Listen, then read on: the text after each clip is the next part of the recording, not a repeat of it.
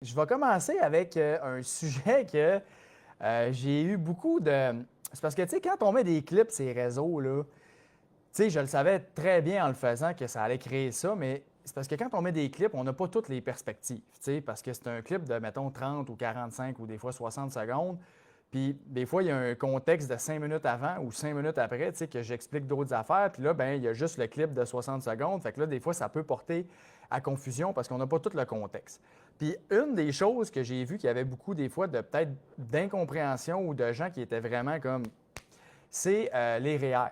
OK? Donc, les REER, souvent, puis ça, c'est tout le temps. Je veux dire, n'importe qui travaille en finance le sait. Là.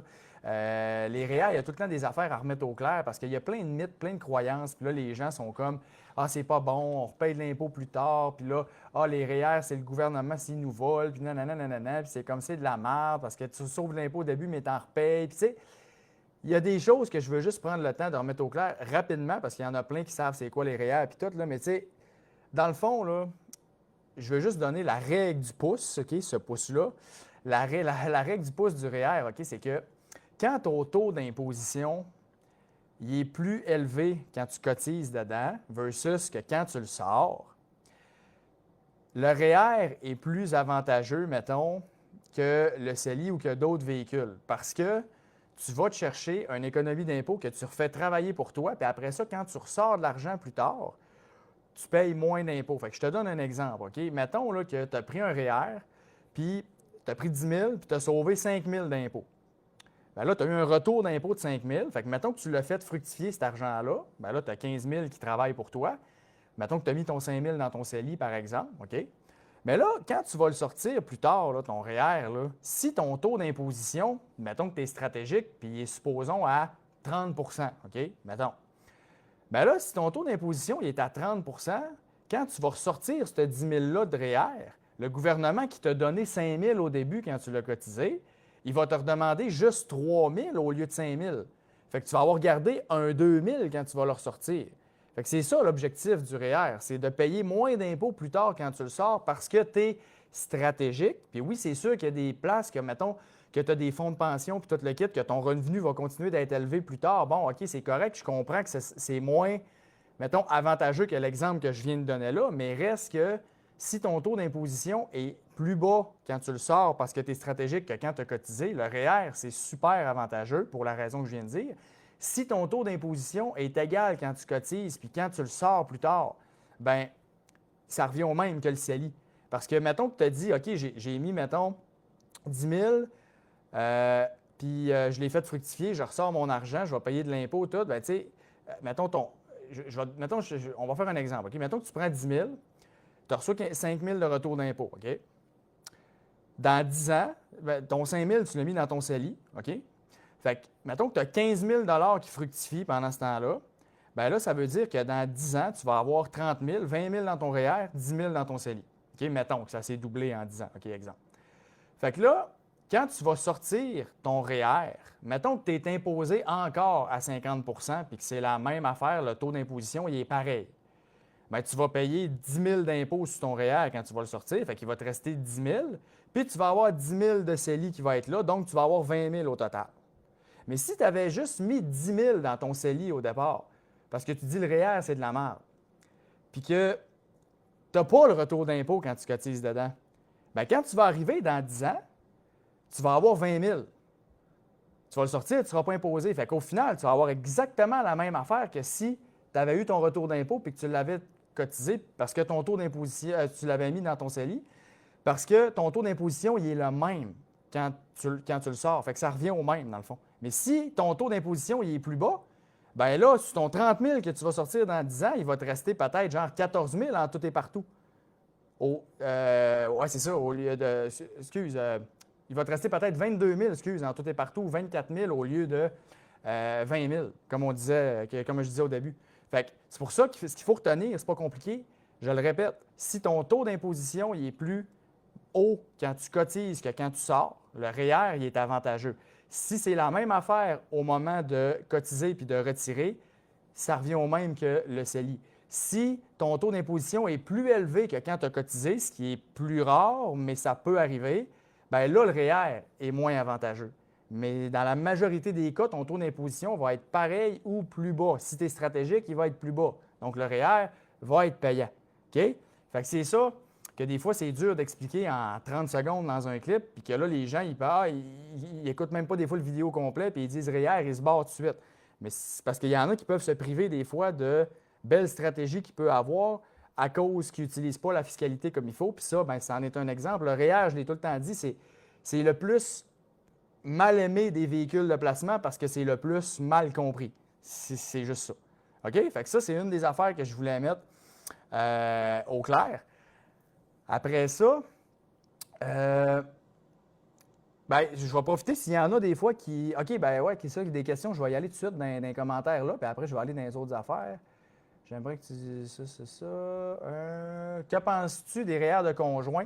REER de conjoint, c'est super, super avantageux dans la situation suivante. OK? Le principe du REER de conjoint, c'est que tu as le conjoint cotisant, que quand la personne, mettons, exemple, non, je vais commencer avec ça. OK? Tu as le conjoint, mettons, cotisant, que c'est lui qui va sauver l'impôt quand il cotise dedans. Puis tu as la personne qui est propriétaire du REER, que c'est cette personne-là à qui les REER appartiennent, puis qui va être imposée quand tu vas sortir l'argent. Fait que l'objectif du REER de conjoint, c'est de diminuer l'impôt pour un couple. OK? Fait que par exemple, mettons qu'on va faire un exemple classique, genre famille traditionnelle, il y a plusieurs années. Mettons que monsieur gagne 150 000 par année, puis madame reste à la maison, puis elle n'a pas de revenus, ou pour s'occuper des enfants, puis de la famille, puis tout ça, ou elle gagne vraiment peut-être juste 25-30 000 par année. Fait qu'elle ne paye pas beaucoup d'impôts, elle n'a pas un gros taux d'imposition, elle n'a pas beaucoup de salaire. Bien là, monsieur, s'il prend des REER à lui, quand il va ressortir ses REER plus tard, mettons qu'il y a un fonds de pension puis tout, bien là, il va être imposé peut-être à 40-45 d'impôts, dépendamment c'est quoi son fonds de pension puis ses placements puis tout le kit. Tandis que si c'est madame qui sort les REER plus tard, parce que ça a été pris en REER de conjoint, bien là, elle va peut-être payer juste 25 d'impôts en le sortant ou peut-être même zéro, dépendamment c'est quoi le revenu imposable de madame quand elle fait des retraits puis tout. Fait que bref, l'objectif, c'est de dire monsieur prend les REER au nom de madame, fait qu'il sauve, exemple, 50 d'impôts parce qu'il gagne 150 000 par année, fait qu'il a un gros salaire, fait qu'il sauve 50 d'impôts. Puis quand madame va ressortir ses REER plus tard, bien là, elle va juste payer 25 fait que là, en couple, ils vont garder 25 de plus dans leur poche. Fait que c'est excellent de faire ça. Si les revenus sont pareils, mettons les deux gagnent 100 000, bien, ça ne donne rien de prendre des REER de conjoint, c'est la même affaire. Fait que c'est vraiment quand il y a une disparité entre les revenus que le REER de conjoint vaut la peine. Puis c'est sûr qu'il faut quand même bien s'entendre avec le conjoint et avoir les mêmes objectifs parce que si le monsieur a cotisé à madame tout le temps, puis mettons, ils ne sont pas mariés, bien, les REER ne sont pas splittés. Quand c'est marié, c'est splitté. Fait que ça fait partie du patrimoine familial, donc il n'y a pas de casse-tête. Mais mettons que les gens ne sont pas mariés, bien, les REER à madame ne sont pas sont à madame. Donc, monsieur, lui, il ne retrouve rien. Fait qu'il faut juste s'assurer que monsieur comprend bien que les REER sont à madame, puis de savoir ce que ça implique, autrement dit. Puis si tout est beau, bien, fiscalement parlant, puis ils restent toute leur vie, puis ils ne se séparent jamais, ils restent toute leur vie ensemble, bien, c'est sûr que ça, c'est super avantageux d'avoir des REER de conjoint. Je vais redescendre, je vais aller retrouver les commentaires. OK, bon, c'est bon. Si j'ai un REER...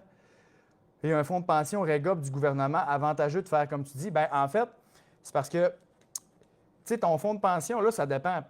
C'est ma réponse classique, là, ça dépend, là, mais c'est ça pareil. C'est parce que, oui, tu as un fonds de pension, mais tu vas-tu l'avoir tout le temps? Parce que des fois, il y en a qui ont des fonds de pension, mais tu sais, ils n'auront peut-être pas la rente maximale parce qu'ils vont arrêter de travailler à leur job en plein milieu puis ils vont faire d'autres choses. Fait que, tu sais, ça se peut que tu n'aies pas le plein fonds de pension. Ça, c'est la première affaire. Puis même si tu as ton plein fonds de pension, bien, combien il va te payer? Parce que si ton fonds de pension, il te paye. Puis, tu sais, comme je disais, au pire, anyway, des droits REER, quand tu as un gros fonds de pension, tu n'en accumules pas tant que ça. Puis si, mettons, tu en cotises des REER, puis ton taux d'imposition, il est à peu près pareil, bien, tu sais, comme je disais tantôt, tu n'as rien perdu. Genre, tu comprends? Au pire, ça revient au même. Mais si ton taux d'imposition est un peu plus bas, bien, tu vas en avoir fait un peu. Fait que c'est pour ça que, tu sais, dans le fond, les REER, où ce que ça peut être, mettons, on va dire négatif, c'est si à la retraite, tu n'es pas stratégique dans ton décaissement, puis tu ne checkes pas tes affaires comme il faut, puis que là, tu décaisses des REER en plus de toutes tes autres affaires, puis que là, ça te fait perdre, mettons, des crédits ou des choses que tu pourrais avoir droit parce que tu es rendu avec trop de revenus imposables, mettons. C'est ça qui peut arriver. Mais les REER aussi, ce que les gens oublient des fois, là, parce que, tu sais, il y en a qui disent « Ah, les REER, plus tard en retraite, c'est poche parce que là, j'ai payé de l'impôt puis tout le kit. » Mais c'est parce que il y en a beaucoup là-dedans que quand ils ont reçu leur retour d'impôt, au lieu de l'investir, ils sont allés le dépenser. Puis ils se sont achetés, mettons, un skidoo flambant neuf à 10-15 000, exemple. Puis là, ça fait 20 ans qu'ils ont dépensé pour le skidoo, mais ils ont oublié que quand ils ont reçu le retour d'impôt, ils sont allés s'acheter un skidoo. Puis là, après, ils chialent qu'ils repayent de l'impôt. Mais c'est comme, ouais, mais tu ne l'aurais pas eu, ton skidoo, si tu n'avais pas eu le retour d'impôt.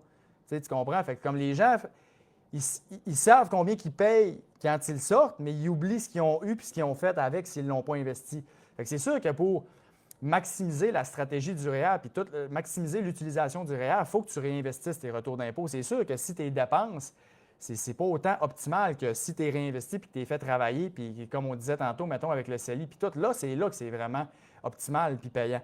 Fait que même quelqu'un qui a un fonds de pension, comme je disais, à cause de tous les facteurs qu'on ne sait pas, ton fonds de pension, si tu vas l'avoir au complet, nanana, tu sais, là, je ne sais pas t'es où dans ta carrière, je ne sais pas t'es rendu où. Fait que, tu sais, là, je te réponds de même à travers mon chapeau, là. Mais bref, d'avoir des REER et de maximiser ça, c'est juste un outil de plus qui va te permettre d'avoir des options de plus parce que tes REER, tu n'es pas obligé non plus de les sortir juste à ta retraite. Ça, c'est un autre point que les gens, des fois, ils oublient. C'est comme, tu sais, tu peux te prendre, exemple, une année sabbatique ou 2 années sabbatiques avant de dire « je suis officiellement en retraite ».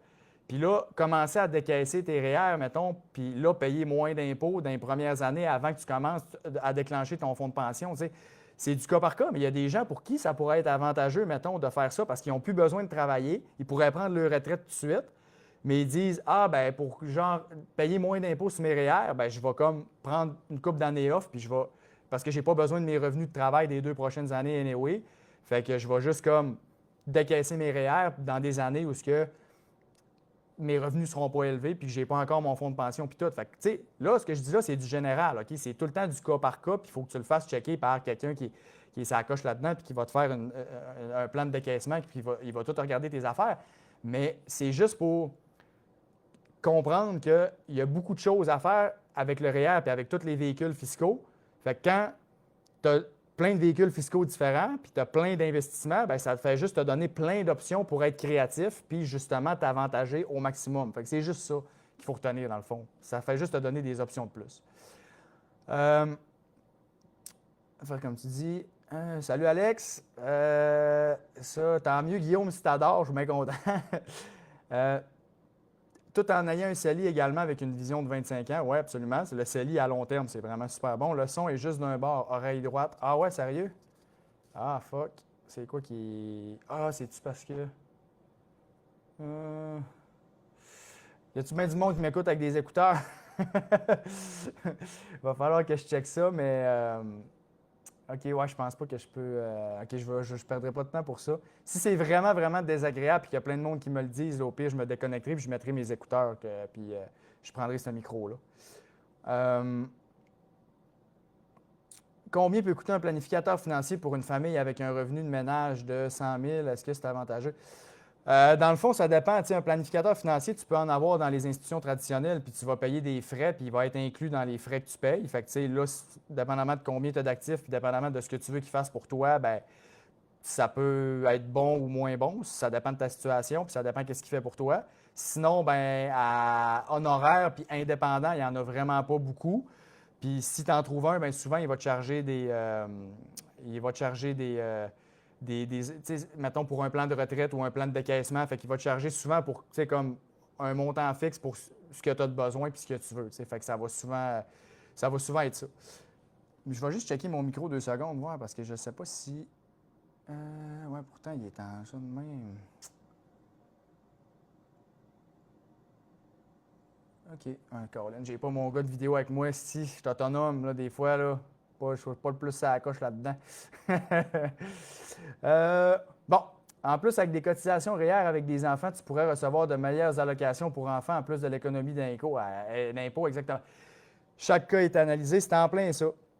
Ce que tu dis là, c'est vraiment excellent. Ça, c'est un point majeur pour les REER. Vraiment, là, c'est que tu diminues ton revenu imposable. Fait que ce que ça fait, c'est que quand tu diminues ton revenu imposable, c'est là que ça peut augmenter les allocations, les crédits d'impôt, les ci, les ça.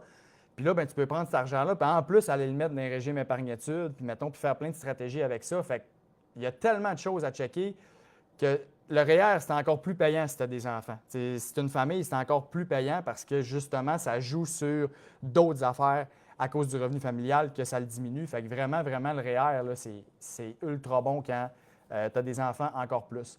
Je vais juste aller checker. Le son est bien correct.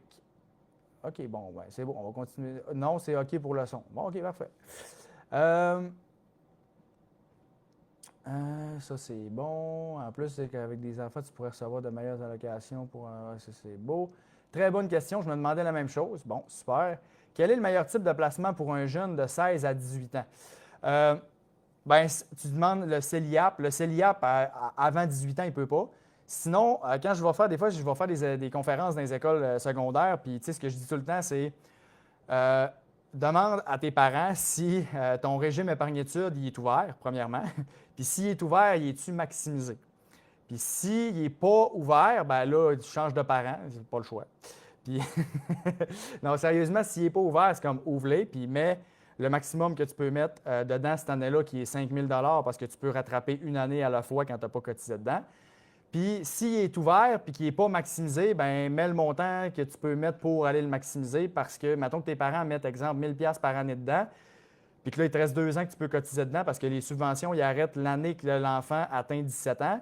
Fait que là, à 16 ans, il pourrait mettre 5 000, puis à 17 ans, il pourrait mettre 5 000, puis aller chercher 30 de rendement du gouvernement à cause des subventions ramassées à terre. Fait que ça, c'est vraiment le plus payant. Puis à 18 ans, bien, il peut faire les retraites, pogner cet argent-là, puis dire je vais le mettre en CELI ou je vais le mettre dans mon CELIAP ou puis faire d'autres investissements avec pour l'argent qui n'a pas besoin des études, puis that's it.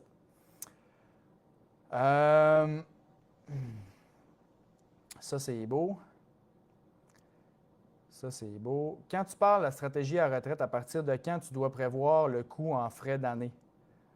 Stratégique à la retraite, à partir de quand tu dois prévoir le coût en frais d'année? Je ne suis pas sûr que je comprends ta question. Si tu veux peut-être préciser un zéro canadien. C'est bon. Fait que, excuse, ça m'a fait perdre le fil. Fait que je ne comprends pas trop ta question. Fait que, écoute, fais juste peut-être m'a détailler d'un autre commentaire, puis je vais y revenir après. Ouais, puis by the way, les Canadiens, cette semaine, j'étais comme, bon, je vais faire mon live. C'est quelle journée qu'il n'y a pas de game? C'est-tu mercredi ou jeudi? Mercredi, jeudi, une game. Ouais, merde. Bon, on va faire jeudi d'abord. Je pensais qu'il allait y avoir au moins un soir que j'allais être tranquille. Ça, c'est beau. Moi ici, juste d'une oreille avec mes écouteurs, mais on entend bien, perd pas de temps. Bon, OK, c'est beau. Je vais rechecker ça. Parle-moi du régime d'épargne d'études. Mon fils a 15 ans. Y a-t-il un maximum qu'on peut mettre en un an pour maximiser les subventions? Oui, exact. C'est ça que je viens de dire, dans le fond, c'est que tu as le régime épargne études, tu peux mettre maximum 36 000 au total, OK, à raison de 2 500 par année que tu peux mettre dedans pour aller chercher les subventions. Tu peux mettre jusqu'à 50 000 total, mais de 36 à 50, ce 14 000-là, ils ne donnent pas de subvention.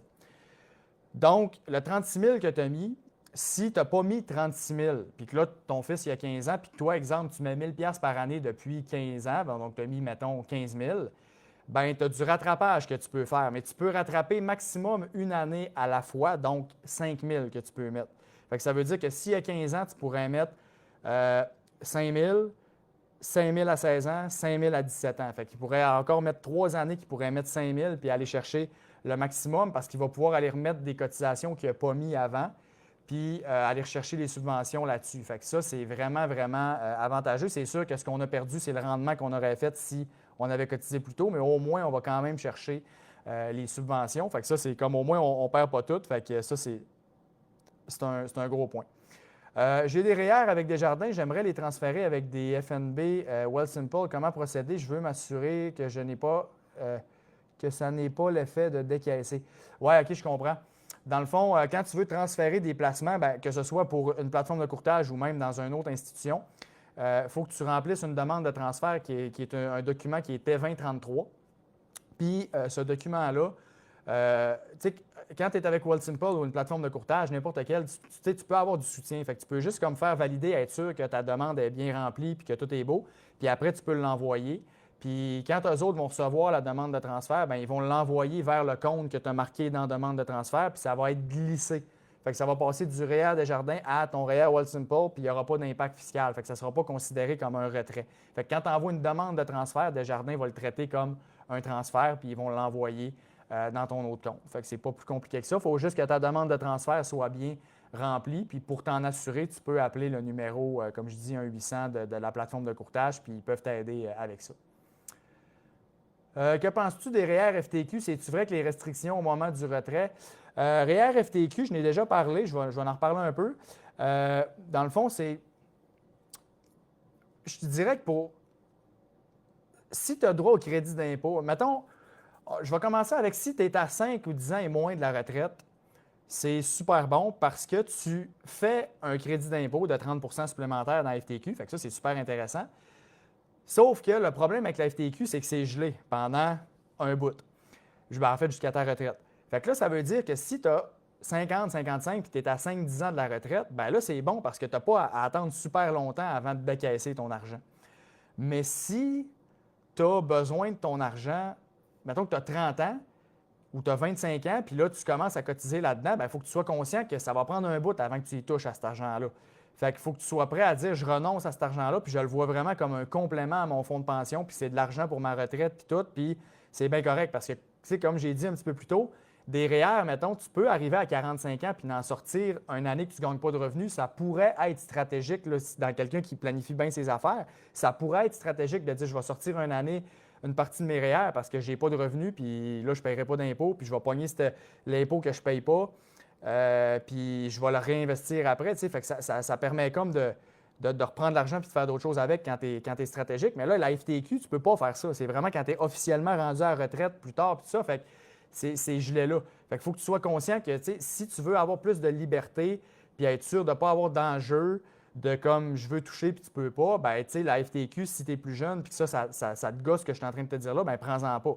Mais si c'est vraiment de l'argent que tu dis, moi, je veux vraiment, écoute, c'est 60 ans que je vais toucher ça, puis c'est un complément à mon fonds de pension, là, ça a du bon sens. Puis après ça, même affaire avec le crédit d'impôt. Si tu as droit au crédit d'impôt, c'est bon, mais si tu n'as pas droit au crédit d'impôt, mettons, parce qu'à partir de 2027, quand tu vas gagner plus que c'est 112 655, là, pas loin de 113 000, là, quand tu vas gagner plus que ça, tu n'auras pas droit au crédit d'impôt.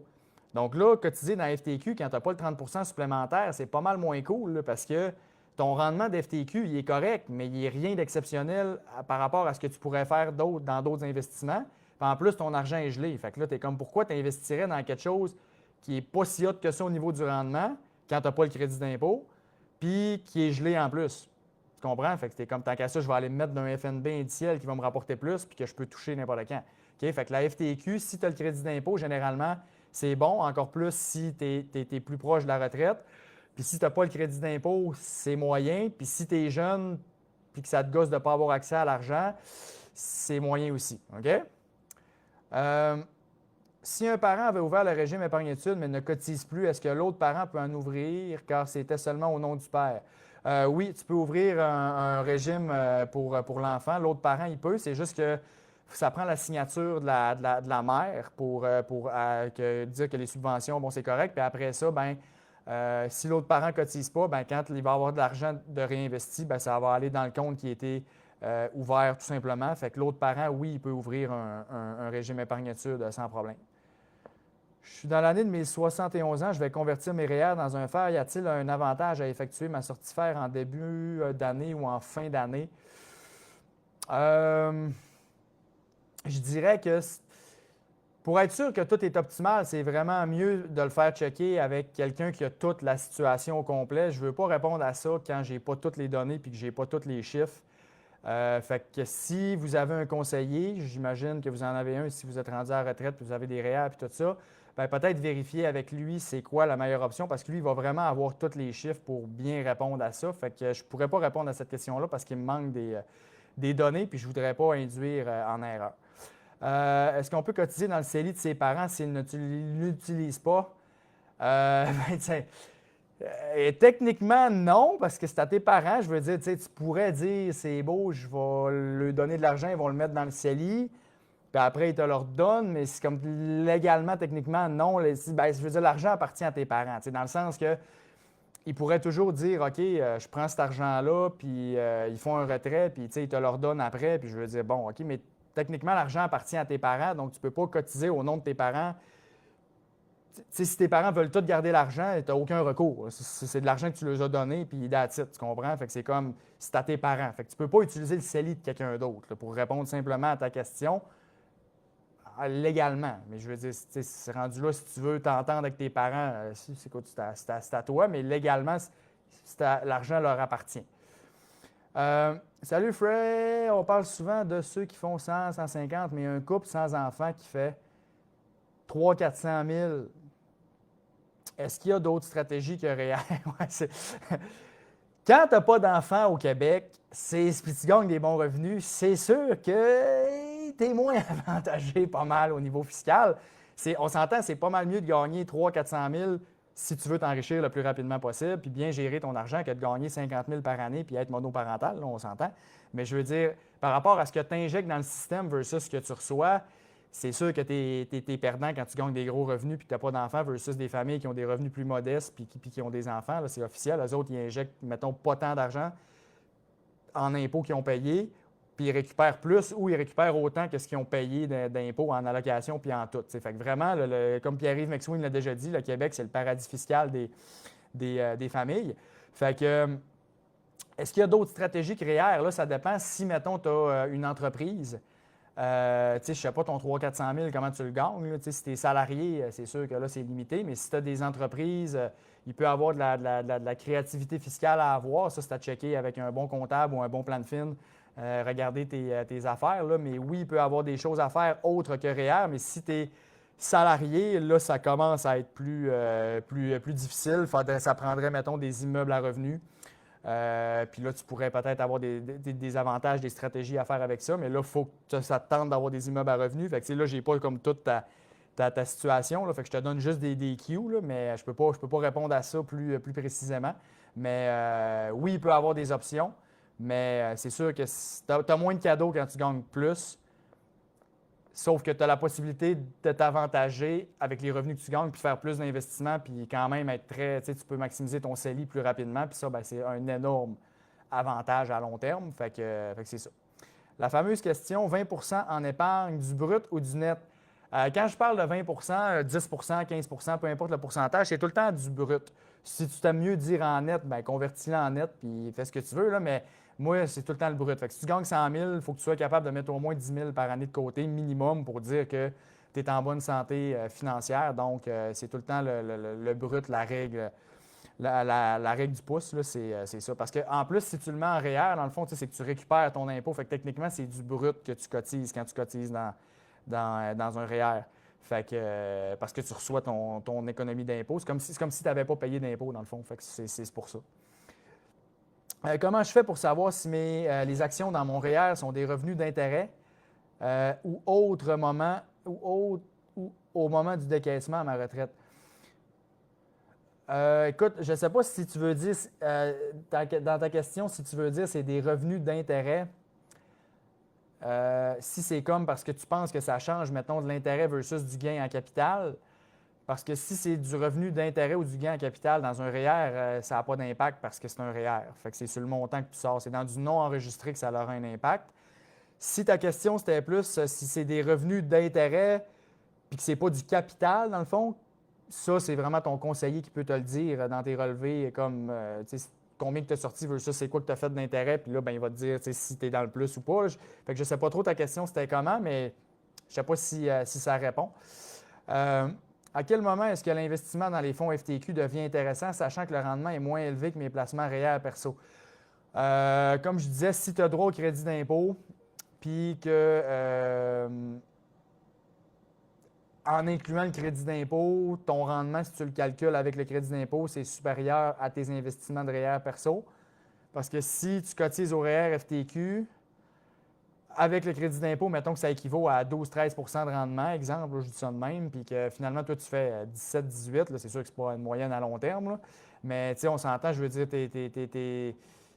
ben, techniquement, tes autres REER sont plus payants. Fait que je te dirais que la FTQ, c'est plus une diversification, parce que c'est un produit unique, c'est que tu ne peux pas l'avoir de d'autres façons. Fait que si tu veux diversifier ton portefeuille puis dire, OK, j'ai de quoi de différent, puis comme, que tu l'utilises comme un outil de diversification, là, ça peut être intéressant.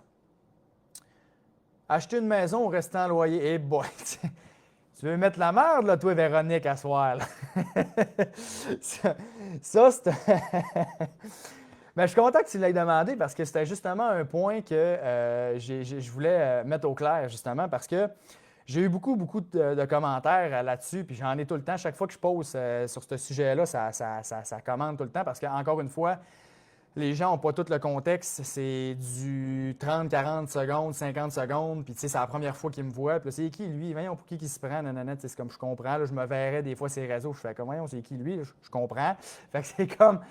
Fait que j'en ai déjà parlé souvent, mais en gros, là, tout ce que je veux dire, c'est que ce n'est pas automatique. C'est juste ça. Okay? C'est que dans le fond, il y a beaucoup de gens qui pensent une maison, c'est automatiquement le meilleur choix. Il n'y a rien de mieux que ça. Puis c'est comme. Les gens sont barrés, tu comprends? Il n'y a aucune autre option qui existe. Moi, tout ce que je dis, là, c'est juste, je ne dis pas de ne jamais acheter une maison. Je ne dis pas de ne jamais devenir propriétaire, puis d'être locataire toute sa vie, puis de vivre d'un 3,5 tout le temps. Je n'ai jamais dit ça, puis je ne dirai jamais ça. Tout ce que je dis, c'est que quand tu achètes une maison, il faut que tu l'achètes pour des bonnes raisons, puis ce n'est pas des raisons financières. Parce qu'une maison, ce n'est pas juste un choix financier.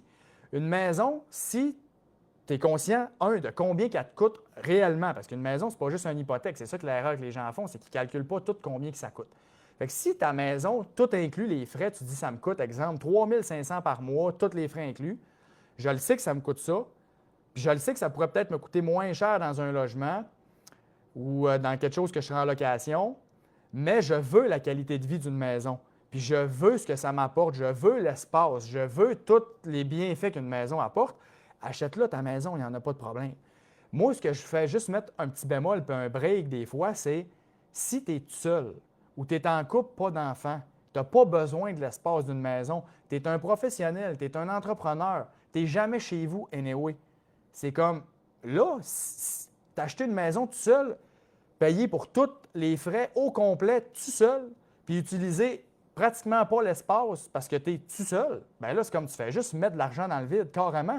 Même si elle prend de la valeur, la mise de fonds que tu as mis, les frais de notaire, les frais pour rentrer dedans, plus ton paiement à chaque mois, tu es bien mieux de pogner ça puis mettre ça dans d'autres investissements dans ta business, mettons, puis tu vas avoir un bien meilleur ROI, retour sur investissement, que la prise de valeur de ta maison. C'est sûr. T'sais, si tu pognes, exemple, dans les 5 années que tu startes ta business, au lieu d'acheter une maison, tu te dis, je vais rester en logement, puis je vais tout pogner mes billes, puis je vais mettre ça dans ma business, puis que ta business, dans 5 ans, tu génères, je ne sais pas, moi, 500-600 000 par année à cause de tout ce que tu as mis, puis en plus, ta business, je ne sais pas, elle vaut 5 millions, puis tu es capable de la vendre, exemple, je dis ça de même. On s'entend-tu que tu vas avoir fait bien plus d'argent que la prise de valeur de ta maison? Fait que c'est juste ça le point, OK? C'est juste que pour certaines situations, certaines personnes, être locataire, ça peut être avantageux à un moment dans leur vie, puis c'est pas automatique que quelqu'un qui est propriétaire à 25 ans, puis quelqu'un qui est locataire à 25 ans, puis qui reste locataire jusqu'à 30 ans, que le propriétaire qui, dans 5 ans va être plus riche que le locataire. Oui, ça peut arriver, mais ça peut être l'inverse aussi, puis c'est juste ça que je dis. Puis tu sais, il y a des statistiques qui ont sorti récemment, là, puis je me souviens plus si c'était à New York, je pense que c'est à New York, mais c'est une place aux États-Unis, une grande ville, qu'en ce moment, genre, il y a vraiment beaucoup de millionnaires qui sont locataires. Fait que parce que c'est justement, ils comprennent ce que je suis en train de dire là, qui est juste, le côté, eux autres, ils ne veulent pas nécessairement de maison pour être à une place et être pognés, fait qu'ils veulent être plus libres pour des raisons émotionnelles, c'est pour ça qu'ils sont locataires, mais aussi du côté financier, c'est qu'ils peuvent garder leur cash pour faire d'autres choses avec qui est plus payant pour eux autres puis qui les apporte plus. Fait que c'est juste ça. Moi, tout ce que je dis là-dedans, c'est juste d'être ouvert puis de ne pas juste comme arriver avec la vieille mentalité des années 60, comme une maison, c'est juste ça, puis ça, c'est mon fonds de pension. Puis c'est parce que si ta maison, c'est ton fonds de pension, buddy, là, ton plan, il est semi. Je suis désolé, là, mais il est semi. Il y a d'autres choses à faire que juste une maison. Je ne dis pas que ça ne peut pas faire partie de ton patrimoine puis de ta stratégie puis tout, c'est correct. Mais si tu te fies juste ta maison pour accumuler quelque chose, ça veut dire que tu gères peut-être pas bien tout le reste de ton argent, puis que tu laisses de l'argent sur la table, c'est sûr. C'est juste ça que je dis. OK? Fait que c'est juste ça. Fait que locataire, propriétaire, ça dépend, c'est du cas par cas. Il y en a pour qui c'est mieux d'être propriétaire, il y en a d'autres pour qui c'est mieux d'être locataire. Puis je pense pas que tu ne veux pas rester locataire pendant 30 ans toute ta vie. C'est que tu veux être locataire quand ça vaut pas la peine d'être propriétaire, comme je dis, quand tu es tout seul, puis mieux préparer ton move. Puis quand tu arrives dans 5, 6, 7 ans, puis tu es prêt à acheter, bien, tu achètes en étant optimal. Là, tu peux faire le rap, ton CELIAP, des stratégies avec ça. Puis là, tu achètes vraiment comme en connaissance de cause, puis comme que tu es prêt. T'sais. Fait que c'est juste ça. Ça peut juste être encore mieux. Puis même si tu payes ta maison plus cher, l'important, c'est que, comme je te dis, c'est que tu vas avoir fait plus d'argent parce que tu vas avoir fait d'autres choses avec.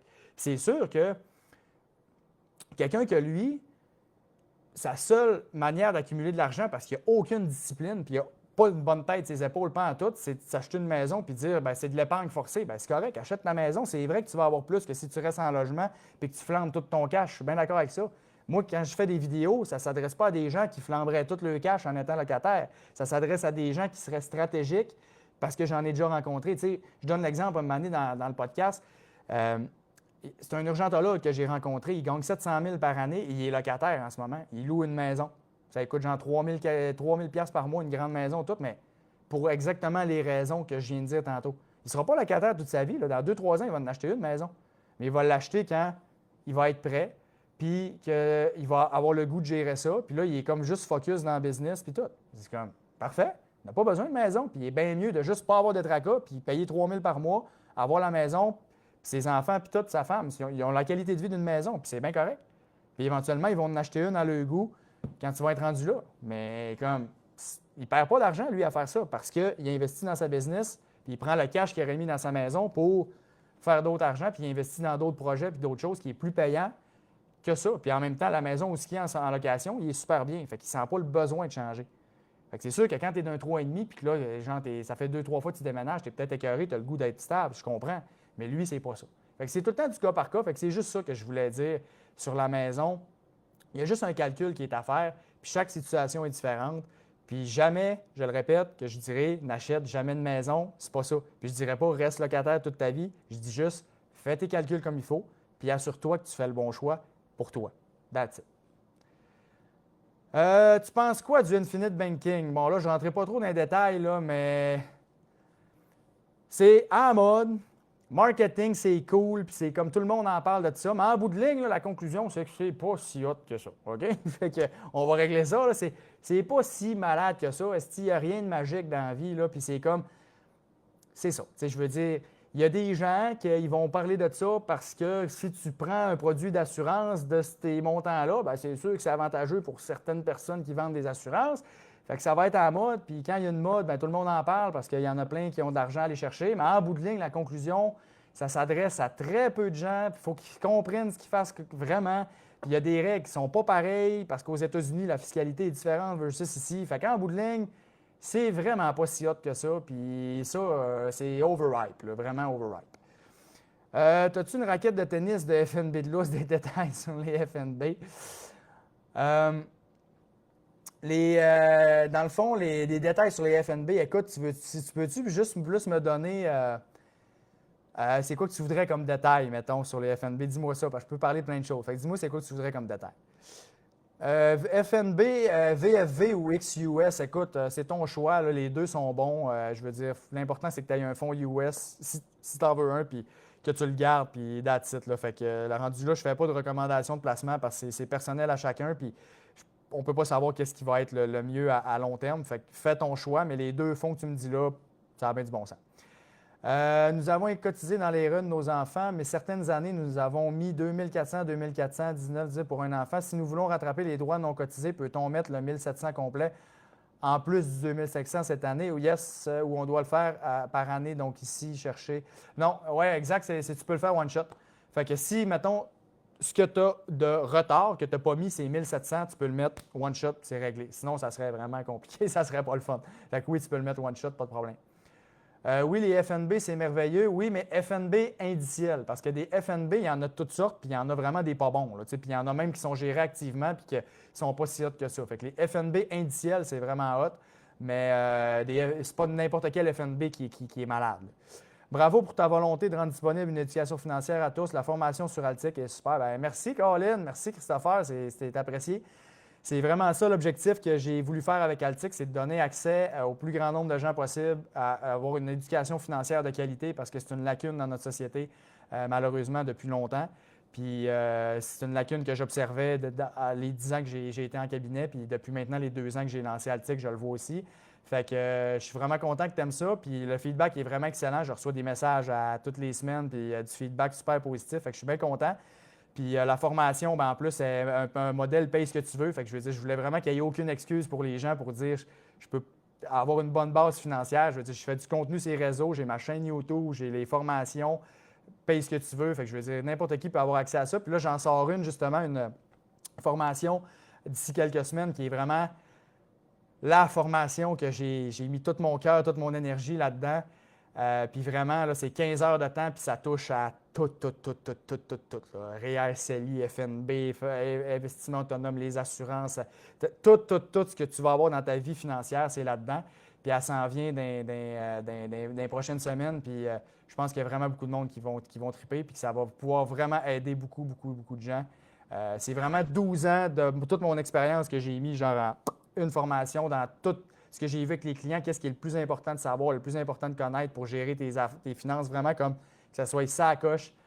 Puis en plus, je l'ai mis à un prix vraiment comme personne ne va pouvoir chialer contre ça, c'est juste, c'est malade. Puis en plus, une garantie de satisfaction de 30 jours, fait que tu peux même te faire rembourser. Tu ne l'aimes pas, mais ça n'arrivera pas, je te le dis, vraiment ça à coche. Fait que merci pour ton commentaire, puis ce n'est que le début, il va y avoir plein d'autres bons contenus qui s'en viennent. Allô, peux-tu parler du fait que ce serait peut-être illégal de faire du day trading dans un CELI, par exemple, sur Wealthsimple? C'est pas clair. J'ai vu une vidéo qui disait que c'est. Ouais, c'est un bon point. Bien, en fait, c'est pas que c'est illégal. Tu n'iras pas en prison pour ça, OK? C'est juste que tu peux perdre l'avantage du CELI. Fait que si le gouvernement, mettons, considère que c'est du revenu d'entreprise, bien, il va dire tu vas être imposé. Fait que tu vas perdre l'avantage de ton CELI. Fait qu'effectivement, du day trading puis de la spéculation dans le CELI, c'est quoi cette sonnette-là? Puis de la spéculation dans le CELI, c'est non. OK? Fait que vraiment, tu ne veux pas spéculer dans le CELI et faire du day trading parce que, tu ne veux pas perdre l'avantage du CELI à cause que tu te fais imposer parce que c'est du revenu d'entreprise puis tout parce que tu as fait du day trading. Puis la deuxième chose, c'est que mettons que tu fais du day trading, mais que ça ne va pas bien, ce qui souvent à long terme va être le cas, maintenant si tu vas avoir une grosse drop. Puis là, si tu avais 100 000, ça a droppé, mettons, à 10 000 parce que tu as fait des mauvaises transactions, puis ça a mal été, bien là, tu viens de perdre cet argent-là que tu ne pourras plus retirer du CELI, puis le retrait de ton CELI, tu peux le remettre l'année suivante. Quand ce que tu as sorti de ton CELI, tu peux le recotiser. L'année d'après, tu le regagnes en droit de cotisation. Mais là, si tu l'as perdu, tu ne le sors pas, donc tu ne pourras pas le remettre. Fait que là, tu viens de perdre l'opportunité de faire travailler 90 000 à l'abri de l'impôt pendant des décennies dans des petits fonds indiciels bien pépères qui auraient doublé aux 7, 8, 10 ans, dépendamment du rendement, pour avoir été greedy, essayer de faire plus, puis finalement, t'être brûlé, puis là, tu as perdu un énorme avantage. Fait que la spéculation dans le CELI, je le conseille vraiment pas. Merci pour cet exercice, c'est bon pour notre profession, fait plaisir. Qu'est-ce que tu penses d'utiliser la MAPA méthode Smith pour payer sa maison plus rapidement avec les revenus de son duplex à chaque, nous mettons, 20 de mise de fonds, refinancement, la marge de crédit? Oui, bien dans le fond, la mise à part de l'argent, ça peut être bien.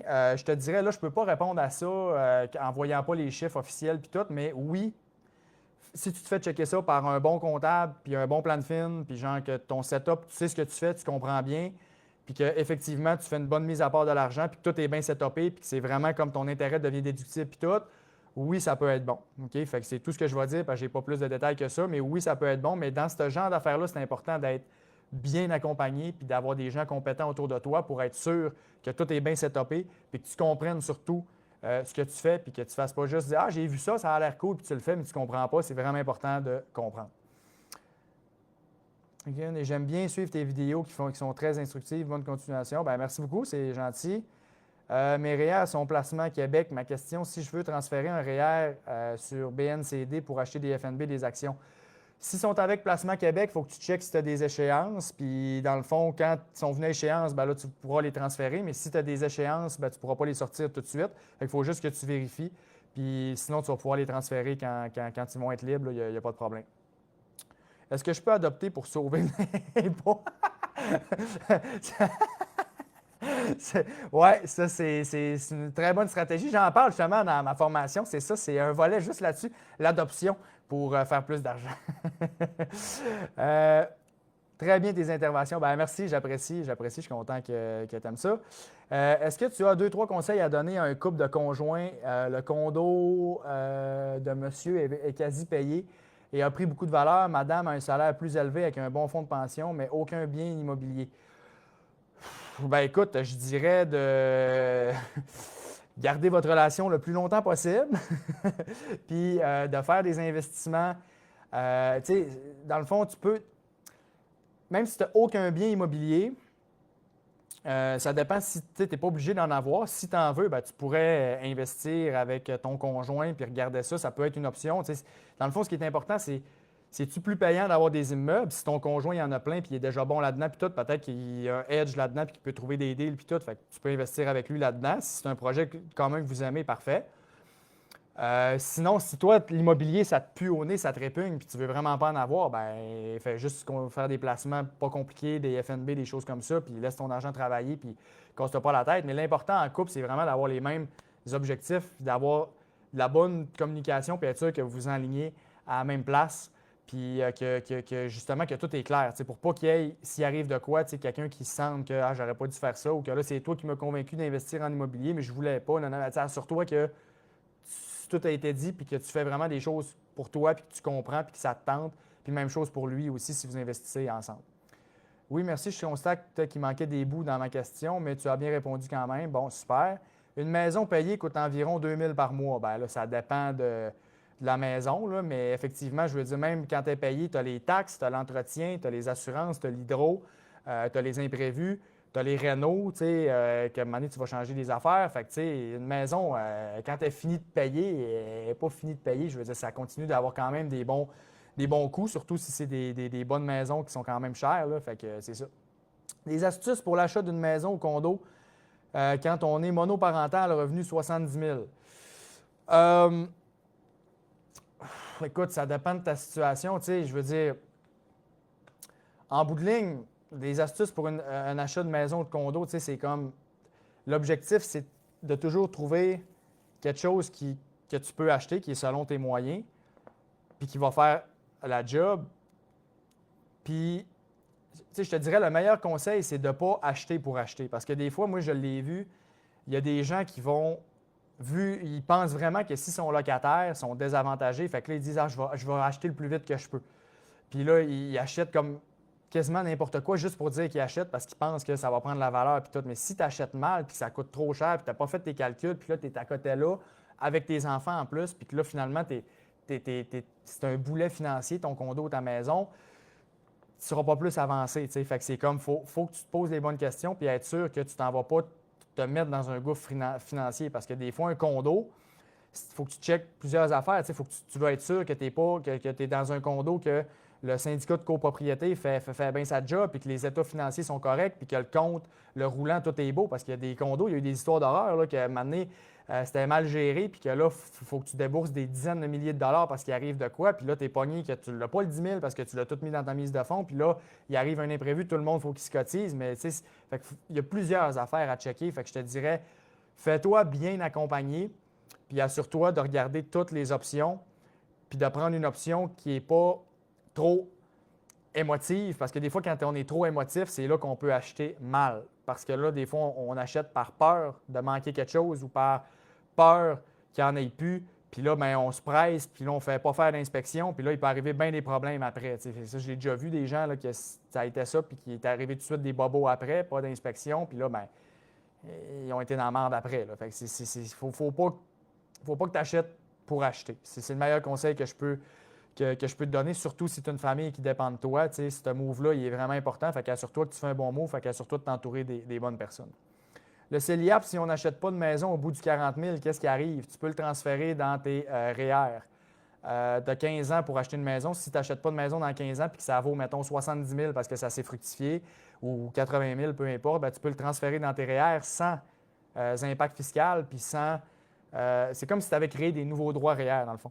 Fait que c'est vraiment, c'est malade, là. Tu perds rien, dans le fond. Fait que quand tu vas le sortir, là, ça va être imposé parce que ça va être rendu en REER, mais bref, tu vas quand même avoir sauvé de l'impôt au début. Fait que ça va faire comme si tu avais créé des droits de cotisation de plus, de réel. Ce n'est pas permis si tu fais vérifier ton CELI perd son statut libre d'impôt et le revenu devient du revenu d'entreprise, mais Revenu Canada n'a pas défini clairement quand ça devient du day trading. Exactement. Il n'y a pas un comme 100 transactions, tu es rendu en day trading.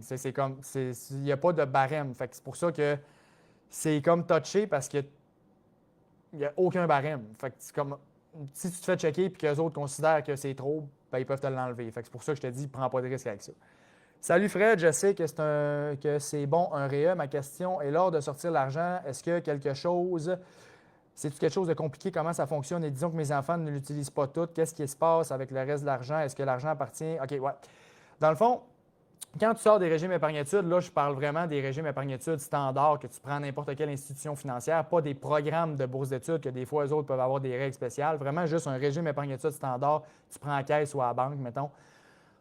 Quand tu vas sortir, mettons, je vais te faire ça simple, là, supposons que tu as mis 36 000 de cotisation, le maximum, puis que dans le compte, il y a 86 000, mettons. OK, ça, c'est les subventions puis le rendement, mettons, le 50 000 de plus.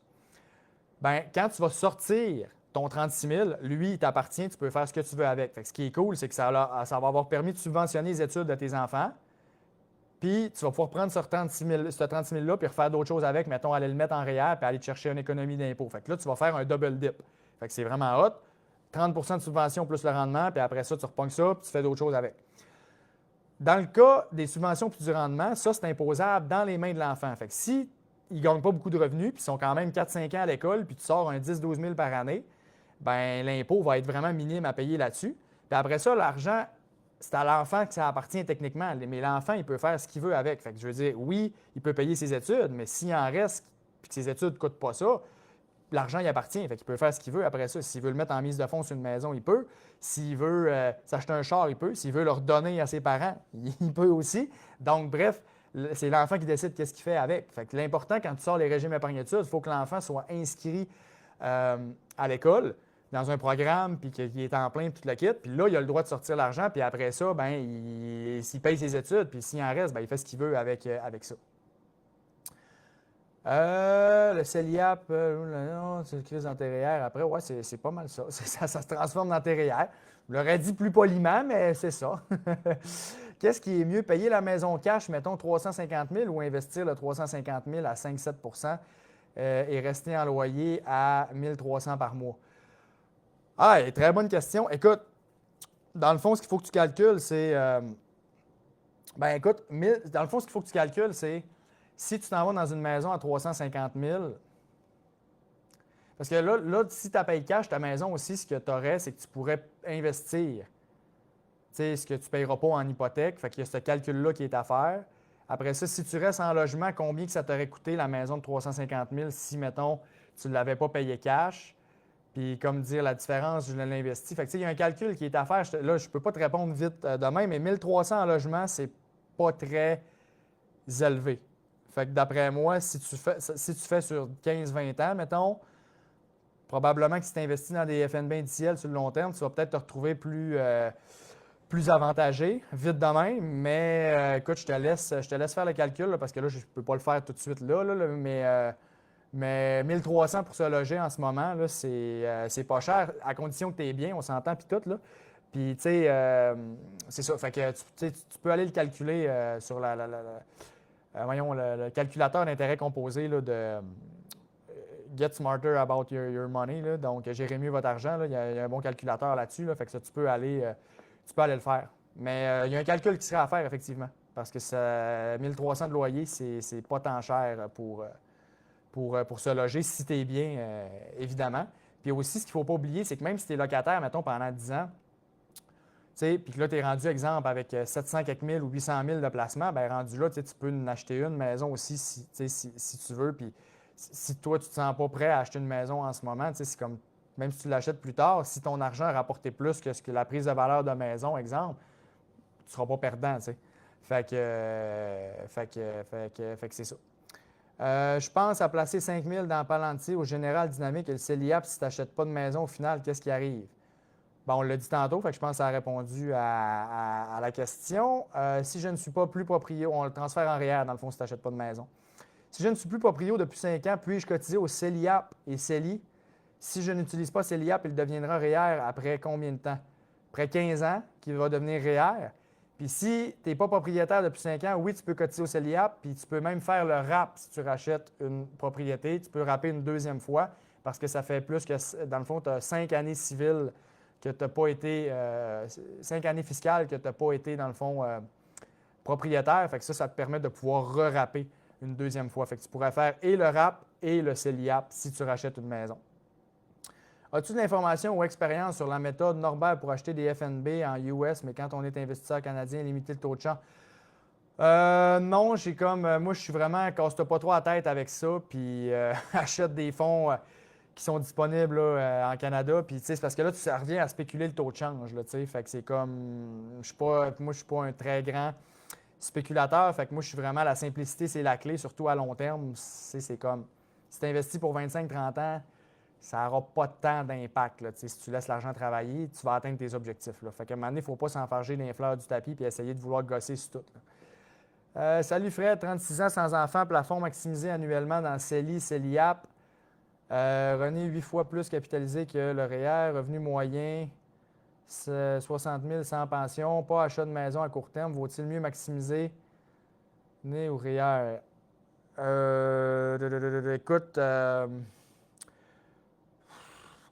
Écoute, on pourrait peut-être se parler en privé. Tu pourrais peut-être me venir m'écrire, puis on pourrait peut-être s'appeler un peu là, pour en jaser plus en détail. Juste pour être sûr que j'ai peut-être une couple de questions, fait que je veux pas. Ouais, on va peut-être se fera peut-être se parler. Fait qu'au pire, viens m'écrire si tu veux que je te réponde plus à ça. Si j'ai un CELI, j'ai cotisé 100 000 au départ, un certain temps, mon CELI est rendu à 130 000. Si je fais un retrait de 30 000, est-ce que je peux le remettre l'année suivante ou c'est considéré comme j'avais sorti? Non, c'est ça, c'est exact. Si dans le fond, si tu sors 30 000, tu peux le remettre l'année d'après. C'est marqué, si tu vas voir ces choses, c'est quand ce que tu sors de ton CELI, ton retrait, tu peux le remettre l'année d'après. Fait que casse-toi pas la tête. OK? Fait que oui, tu peux le remettre. L'année d'après. Pas la même année, l'année d'après. Merci, Fred. Ça fait plaisir. Merci, Virginie. Vanguard comme FNB, valeur sûre. Ouais, des Vanguard, c'est eux autres qui ont créé les fonds indiciels. Moi, je les adore. Fait que c'est super. 2-0 Canadien. Yeah! Exact, c'est triste. Je pense que 99% des personnes que je parle de 19-20 ans savent encore pas c'est quoi un CELI et encore moins investir. Oui, effectivement, c'est pour ça que je te dis pas pour. C'est pas pour rien que je fais ce que je fais. Puis c'est pas pour rien que je fais les formations, puis je fais des séminaires en entreprise, puis je fais du contenu, puis je fais des lives, puis tout. C'est parce qu'il y a tellement un gros manque d'éducation. C'est débile, tu sais. Puis chez les jeunes, effectivement, il y en a certains qui sont plus allumés, par exemple. Mais dans toute la population en général, gros manque d'éducation. Puis l'ignorance, c'est souvent, dans la vie, c'est ça qui cause des problèmes. Parce que quand tu es ignorant, tu te fais des fausses croyances, puis à cause de ça, ben, tu dis ou tu crois des affaires qui sont fausses, puis là, ben, c'est ça qui cause des problèmes. Mais quand tu es éduqué, que tu comprends comment que ça marche, puis que maintenant, tu es comme, ah ben là, je le sais que crime, OK, investir, finalement, c'est pas risqué. Ah, OK, crime, finalement, je comprends à long terme. Parce que, ah, OK, non, OK. Puis là, c'est là que tu deviens comme en confiance, puis que tu changes toutes tes affaires. Fait que c'est tout part de l'éducation. Tu sais, moi, je l'ai tout le temps dit, le meilleur moyen de changer le monde ou de l'améliorer, c'est par l'éducation, parce que c'est ça qui va te permettre de changer tes comportements, tes habitudes. Fait que d'avoir l'information, c'est la première étape. Après ça, c'est de passer à l'action. Ça appartient à chaque personne. Mais il faut que l'information soit là pour te donner le goût de passer à l'action. Puis moi, bien, c'est ça que j'essaye de faire du mieux que je peux, c'est de présenter l'information d'une façon que quelqu'un fait comme moi, ben là, si ça me motive ou j'ai pas le choix, là, si ça m'a allumé, puis let's go, il faut que je fasse de quoi. Parce que c'est bien beau d'avoir l'information, elle est disponible partout, l'information, mais même si elle est disponible partout, comme tu l'as dit, les jeunes ou la majorité des gens ne sont pas éduqués, ils ne prennent pas la peine d'aller chercher l'information. Fait qu'il faut que tu te fasses montrer d'une façon qui est pertinente puis qui est impactante pour que tu aies le goût après ça de changer des affaires. Fait qu'effectivement, c'est triste, puis j'essaye de faire du mieux que je peux pour qu'il y ait le moins de monde possible qui arrive à 35, 40, 45 avec plein de regrets puis des situations catastrophiques puis des dettes puis tout. C'est vraiment ça l'objectif parce que je l'ai vu à quel point quelqu'un qui a une bonne situation financière, ça change tout, puis quelqu'un qui a une mauvaise situation financière, ça change tout. Fait que j'ai vu les deux côtés de la médaille, puis je suis comme, quand quelqu'un ça va mal, ses affaires, souvent, la plupart du temps, c'est pas grand-chose que ça aurait pris pour que ça aille bien. Fait que c'est ça qui est choquant. C'est pas comme, mettons, quelqu'un qui a fait vraiment, OK, il est tombé malade, divorce, faillite, nanana, nanana. C'est comme, OK, lui, il n'a vraiment pas été chanceux, OK, c'est beau. Mais la plupart du monde, c'est comme, shit, il y aurait juste eu une couple de petits comportements différents pendant 15-20 ans, puis ça aurait tout changé. Là. Puis combien de fois j'ai entendu avoir su? Ah, Colin, hey, si je t'avais connu avant et que je serais riche aujourd'hui, bien, c'est ça. Là, j'essaie que les gens me connaissent le plus tôt possible pour qu'ils puissent allumer le plus tôt possible puis changer leur vie financière le plus rapidement possible. Se transfère en réel sans impacter. Merci Nathalie. Bonsoir Fred, j'ai 33 ans, travailleur au Québec, gouvernement du Québec, Régop, 13 ans d'ancienneté, pleine pension, 35 ans de service. Nanana, je fais 50 000 bruts. J'aimerais bien prendre ma retraite à 75 ans. Qu'est-ce que tu me conseilles? C'est large un peu. Qu'est-ce que tu me conseilles? Là, tu as 33 ans. Écoute, je te conseille que si tu es capable de rester à ta job-là tout le temps, en fait, ouais, OK. Le meilleur conseil que je vais te donner, là, c'est de ne pas te fier juste à ton fonds de pension. Parce que tu l'as dit, tu as 33 ans, puis il y a bien des choses qui peuvent changer dans les 30 prochaines années, puis dont l'intelligence artificielle qui va chambouler plein d'affaires. Fait que ça se peut qu'éventuellement ta job, peut-être que tu l'auras plus, ou peut-être que tu ne voudras plus la faire aussi parce que tu vas avoir le goût de faire d'autres choses. Peut-être que ton fonds de pension, il y a des règles qui vont changer, puis que finalement, ce ne sera pas 35 ans de service qu'il va falloir que tu fasses, ça va peut-être être 40, 42, on ne sait pas. Fait que tu ne veux pas être juste lié à ton employeur puis être pas en contrôle de ta destinée, tu comprends? Fait que tu veux quand même être en mesure d'avoir des options qui vont te permettre de pouvoir pas dépendre juste de ton employeur. Fait que c'est ça le meilleur conseil que je peux te donner, c'est de faire des investissements autres que ton fonds de pension. Tant mieux, le temps que tu l'as, c'est du bonus, c'est parfait, mais fie-toi pas juste à ça. J'ai vu trop de gens le regretter quand il arrive plus tard. À 33 ans, c'est le fun, mais quand tu arrives à 45-50, tu es écœuré, ça devient toute qu'une prison dorée, ton fonds de pension, fait que fie-toi pas juste là-dessus. FNB, est-ce possible d'en mettre par semaine, exemple 100 pièces par semaine, c'est un bon exercice à faire. C'est sûr que du dollar cost average, puis d'investir à chaque semaine, c'est le top parce que tu suis le marché, puis ça se fait tout seul, puis oui, c'est possible de le programmer. Tu as 15 ans quand même pour acheter avant. Par contre, si tu as 40 000, ouais, c'est ça. Fait que tu as 15 ans, ça c'est bon, on l'a dit tantôt.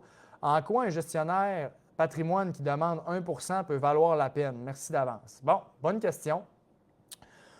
Dans le fond, en finance, tout le temps, la même affaire, c'est que tu payes 1 % que tu payes 2 % ce qui est important, c'est combien tu payes. OK? En fait, c'est pas combien tu payes, parce que tu vas payer la même affaire pas mal partout. OK? Genre, à toutes les institutions, c'est trop compétitif le domaine de la finance. Fait que ça va tout être à très peu de choses près, pas mal la même affaire que tu vas payer dans les institutions. OK? L'important, la question qu'il faut que tu te poses, c'est qu'est-ce que tu as en retour de ce frais-là? Fait que par exemple, supposons que 1 % pour toi, ça représente, je dis ça de même, tu as 1 million, ça représente 10 000 par année. Bien, pour 10 000 est-ce que tu trouves que tu en as eu pour ton argent? Si ton conseiller t'a fait faire des stratégies fiscales que tu n'avais pas pensées, puis qu'il t'a vraiment comme fait penser à des idées que c'est comme crime, hey, une chance que tu me dis ça, puis que finalement tu ressors avec 30-40 000, ben, on s'entend-tu que tu viens de rentabiliser tes frais 3-4 fois, puis ça a été super bon de payer ça. Parce que si tu n'avais pas eu ton conseiller, oui, tu aurais peut-être fait un petit peu plus si tu avais investi par toi-même parce que tu n'aurais pas payé le frais, mettons, peut-être. Mais ça n'aurait été rien comparé à ce que tu aurais perdu à cause du conseil qu'il ne t'a pas donné. Fait que ce qui est important, c'est ton conseiller, est-ce qu'il te donne de la valeur dans ton dossier? Est-ce qu'il crée assez de valeur pour justifier ses frais? Si la réponse c'est oui, bien, tant mieux, garde-les, puis il n'y a pas de trouble, ça vaut la peine de l'avoir. Mais si la réponse c'est non, on se voit une fois par année ou une fois ou 2 ans, ça dure une demi-heure, tout ce qu'il me dit, c'est de mettre des REER puis du CELI, puis je le sais déjà, bien, on s'entend que là, peut-être que tu payes un petit peu pour pas grand-chose, tu comprends? Fait que c'est à toi de l'évaluer. Fait que je te dirais que le point clé à retenir, c'est la valeur que tu reçois en retour. Est-ce que tu trouves que le prix que tu as payé, puis ce que tu as reçu pour ce prix-là, ça vaut la peine? Ça, c'est juste toi qui peux y répondre. Fait que moi, je ne peux pas te dire c'est trop cher ou c'est bon, ça dépend vraiment de toi. Fait que ça, c'est juste toi qui peux l'évaluer, mais c'est le même, il faut que tu le vois. J'ai payé tant, j'ai reçu tant de conseils et de tout, ça vaut-tu la peine? Il faut que la réponse soit oui, puis que tu sois content de payer ça parce que tu sens que tu rentabilises et qui t'amènent de la valeur dans ton dossier. C'est ça qui est important. Lorsque les CELI réels sont remplis, est-ce que c'est bon d'investir dans une police universelle? Oh! Police d'assurance, ça aussi, c'est un gros sujet. Ça dépend de la situation et ça dépend de tes objectifs. Et oui, quand tu investis dans une police d'assurance vie de type permanente, que ce soit universelle ou participative, ça vient après, logiquement, financièrement parlant, maximiser REER, CELI puis tout le kit. Fait que oui, dans certaines situations, si ton objectif, c'est d'avantager la succession, puis ton objectif, c'est de laisser le plus gros héritage possible, tout le kit, oui, ça peut être une option qui peut être correcte, mais ça ne s'adresse pas à tout le monde. Fait qu'il faut juste que tu t'aies sûr que ça fit avec ce que toi tu veux, ce que tu recherches puis ce que tu as de besoin. Mais ça peut être bon si ça fait partie de tes objectifs puis c'est pertinent pour toi. Puis ça peut être très ordinaire si ça ne t'amène pas grand-chose par rapport à tes objectifs. Fait que là, étant donné que je n'ai pas plus de données que ça puis d'informations, je ne peux pas plus répondre que ça. Mais encore une fois, ça dépend. Réponse classique. Mais ça dépend de tes objectifs et de ce que tu veux. L'ARC va allumer pour les CELI day trading. Si tu ramasses, mettons, 300 000 et tu le caches, quand tu vas vouloir le remettre, watch out. Ouais, c'est sûr que ça peut être un bon indicateur, un bon petit flag qui lève. Je peux prendre un REE de 3 REE pour l'enfant de quelqu'un d'autre. Oui, mais dans le fond, l'argent appartient à l'enfant, puis oui, tu peux l'ouvrir. Mais là, si dans le fond, c'est juste parce que tu veux contribuer au REA de quelqu'un, le plus simple, c'est comme que le parent l'ouvre puis tu peux lui donner juste comme l'argent, le parent le cotise, puis après ça, quand vient le moment du retrait, bien, c'est juste plus simple. T'sais. Fait que si c'est vraiment pour donner à l'enfant puis tout, tu peux juste le faire ouvrir par le parent. Ce serait quoi le meilleur FNB indiciel? Écoute, c'est bien que je ne peux pas répondre à ça.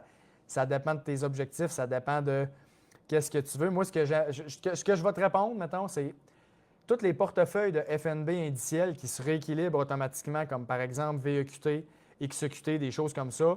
Ça, c'est le fun parce que c'est des portefeuilles que tu as 4-5 fonds indiciels dedans. Tout se rééquilibre tout seul. Fait que tu n'as pas besoin de faire un rééquilibrage par toi-même, que tu ferais probablement plein d'erreurs puis que tu ne ferais pas un rééquilibrage efficace puis qu'en bout de ligne, tu serais pénalisé à cause de ça.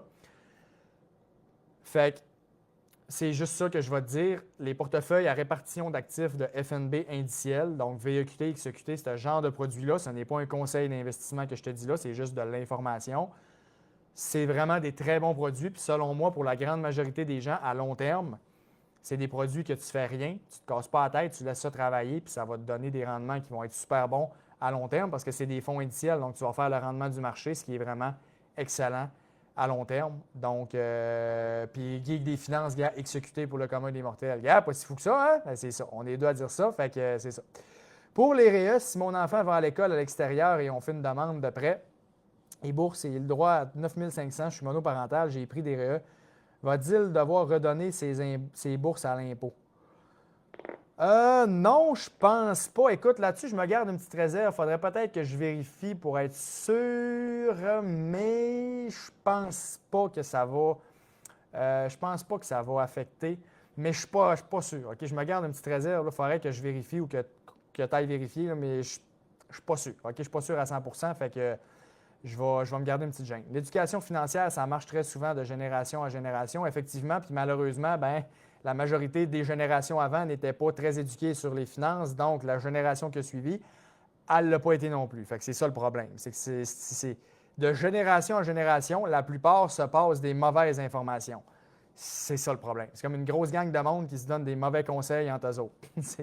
C'est vraiment ça. Il y en a qui se donnent des bons conseils, puis oui, ça fait une différence quand les parents sont sur la coche, mais malheureusement, ce n'est pas une majorité. C'est ça le problème. C'est quoi la meilleure application pour acheter des FNB indiciels? Ça dépend. Écoute, c'est toute la même affaire. Là. Si je veux dire, tu peux prendre une plateforme de courtage de n'importe quelle institution, puis rendu là, c'est une question de goût parce qu'ils font toute la même affaire. Il y en a qui vont aimer mieux la plateforme de Disnat, il y en a qui vont aimer mieux celle-là de Banque Nationale, il y en a qui vont aimer mieux Wealthsimple. Fait que, tu sais, s'ils font toute la même chose, il faut que tu trouves celle-là que toi qui fit le plus, mais tu sais, y en a-tu une qui est vraiment meilleure que les autres? Non, pas vraiment. C'est une question de goût rendu là. J'espère qu'ils vont instaurer la formation financière obligatoire dans le milieu de l'éducation. Il y en a un cours, c'est juste qu'il manque encore quelques données. Puis le problème, des fois, c'est qu'il n'est pas enseigné par quelqu'un qui a un background de finance. Fait que des fois, ça fait que l'information n'est peut-être pas présentée d'une façon que ça peut allumer toutes les lumières. Tu sais, il y a quelques enseignants que j'ai rencontrés qui sont vraiment sur la coche, puis ça, c'est tout à leur honneur, puis j'adore ça. Puis ça m'a fait plaisir d'aller dans leur classe. Mais malheureusement, des fois, il y en a qui se le font enseigner par quelqu'un, tu sais, que ça ne l'intéresse pas tant, le prof, les finances, puis que comme il n'a pas le choix de le donner, fait qu'il le donne, mais tu sais, c'est ça. Mais il y a quand même un bon pas de fait. Là. Moi, quand j'étais à l'école, au secondaire, il y avait fuck all. C'était un cours d'économie, mais genre mondial, il n'y avait comme rien qui expliquait le REER, les placements, les investissements, la bourse, tu sais, tout. Fait qu'il y a déjà un bout de fait, mais il manque encore, je pense, pas mal de contenu selon moi. Puis justement, ben, c'est un peu pourquoi que j'ai fait Altic, c'est pour essayer que ça puisse être utilisé, puis si ça puisse aider justement les profs ou les gens qui sont dans les écoles à avoir du contenu qui est comme facilement présentable, puis que ça peut vraiment aider à des fois venir mettre l'emphase sur certains points. Fait que c'est ça, mais effectivement que ça devrait être encore mieux dans les écoles, je suis bien d'accord. C'est pour ça que je fais ce que je fais. Peut-on switcher un CRI en action sans faire face à l'impôt? Bien, dans le fond, un CRI, oui, tu peux le mettre dans ce que tu veux parce que le CRI, c'est au moment que tu fais tes retraits plus tard que tu vas payer de l'impôt. Fait que dans le fond, mettons que ton CRI en ce moment, c'est un véhicule. Fait que là, je ne sais pas dans quoi il est investi, mais si, mettons, c'est investi dans des placements X, puis que tu veux les mettre, c'est pas des actions, mettons, puis tu voudrais que ce soit toutes des actions, tu peux le faire sans problème, puis tu n'auras pas d'impact fiscal parce que l'impact fiscal, c'est juste quand tu vas décaisser ton CRI, que tu vas sortir de l'argent de ton CRI que tu vas être imposé, pas avant. À 38 ans, je croyais encore qu'investir, c'était seulement accessible aux riches. Je peux te dire que mes enfants savent que ce n'est pas ça et ils ont commencé à investir à 14 et 16 ans. Nice, je suis vraiment content de lire ça. Ça, c'est super, tu viens de le faire. Tout un cadeau. Puis, tu sais, comme tu as vu, tu croyais, tu avais une fausse croyance, tu l'as changé, puis là, tu en fais profiter tes enfants. C'est exactement ça qu'il faut qu'il se passe. Le plus de gens qui sont éduqués, le plus de gens qui allument sous ça, le plus de gens qui vont le dire à leurs enfants, puis le plus d'enfants qui vont être sur la coche, puis après, à long terme, on check ça, puis tout le monde va être intelligent financièrement. Hein? Le beau monde de licorne. Je sais que c'est pas ça qui va se passer, mais ça va être moins pire si on est capable de faire en sorte qu'il y a plus de gens qui sont éduqués. Pour investir dans un FNB indiciel pour payer le moins de frais possible, c'est-tu me trader via Disnat ou passer par une institution financière? C'est de le faire par toi-même parce que si, mettons, tu te le fais faire par un courtier, premièrement, il faut que tu aies quand même beaucoup d'argent pour avoir accès à un courtier. Puis si tu te le fais faire par un courtier, bien, il va te rajouter un honoraire de genre 1 Fait que tu vas payer 1 pour acheter un fonds indiciel que tu peux acheter par toi-même. Fait que si le conseiller n'apporte pas de valeur dans ton dossier parce que tu n'as pas vraiment besoin de lui à part pour acheter le fonds, ben tu vas payer 1 pour absolument rien. Tu comprends? Fait que si tu fais faire ça par un courtier, assure-toi que le 1 que tu vas payer, le conseiller va t'amener de la valeur en retour. Avoir des FNB 100 actions à 5 ans de la retraite, c'est bon ou c'est mieux 80-20? Comment savoir qu'on a la bonne répartition? Écoute, je te dirais, rencontre un conseiller qui va pouvoir te checker tes affaires puis être sûr que tu aies un bon avis externe de tout ça. Parce que si tu es à 5 ans de la retraite, ça dépend c'est quoi. Tu veux-tu toucher tout à ton argent dans 5 ans? J'imagine que non. Tu veux l'investir pour plus longtemps.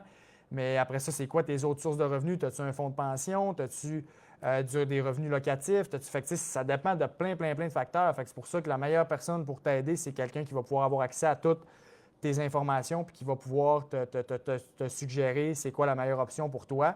Parce que pour quelqu'un 80-20 à 5 ans de la retraite, ça pourrait être considéré comme c'est dynamique, puis il serait peut-être mieux de changer ça parce que tu vas vraiment avoir besoin de beaucoup d'argent dans pas long. Mais pour quelqu'un d'autre, il n'en aura quasiment pas besoin de ces investissements-là parce qu'il va recevoir son fonds de pension, mettons, d'Hydro-Québec.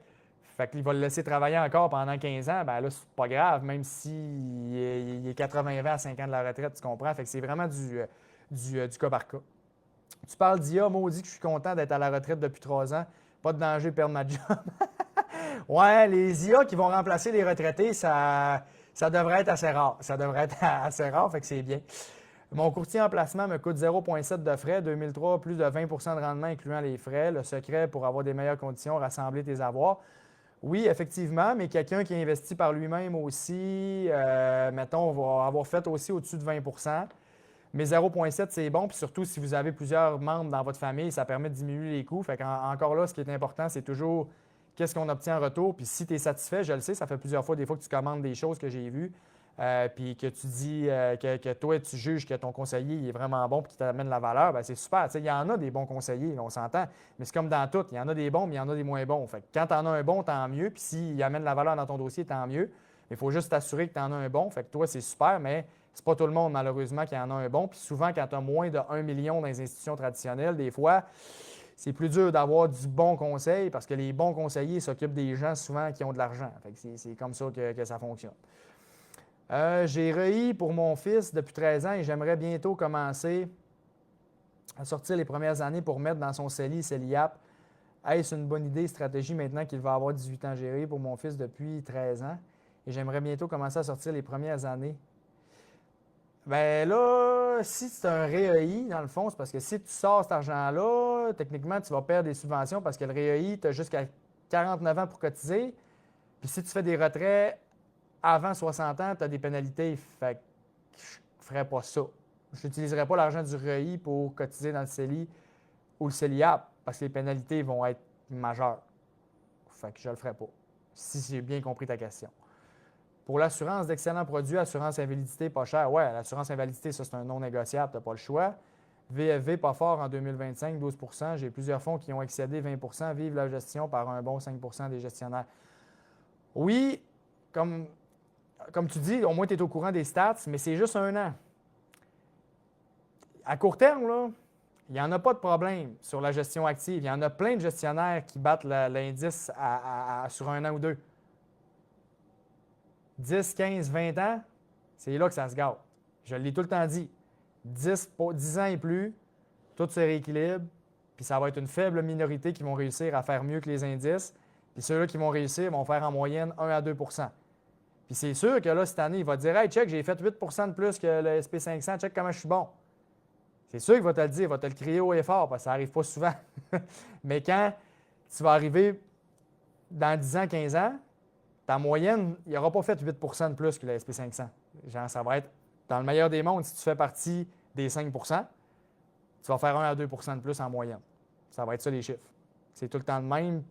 C'est juste comme ça que ça fonctionne. Puis John Bogle, dans tous ses livres, l'explique très, très bien pourquoi ça fonctionne comme ça. C'est juste une question de logique. Il faut qu'il déclare en amont dans sa demande, sinon il va devoir rendre la 1000 le surplus. Je travaille à la FE au CEGA. OK, c'est. OK, ça, c'est pour le. C'est mon enfant. Il faut qu'il le déclare en amont dans sa demande, sinon il va devoir le rendre à la FE le surplus qui dépasse son revenu protégé. Ah, cool. Merci, Nathalie. C'est bon de l'avoir précisé. C'est bon, merci pour la question du régime épargne-études.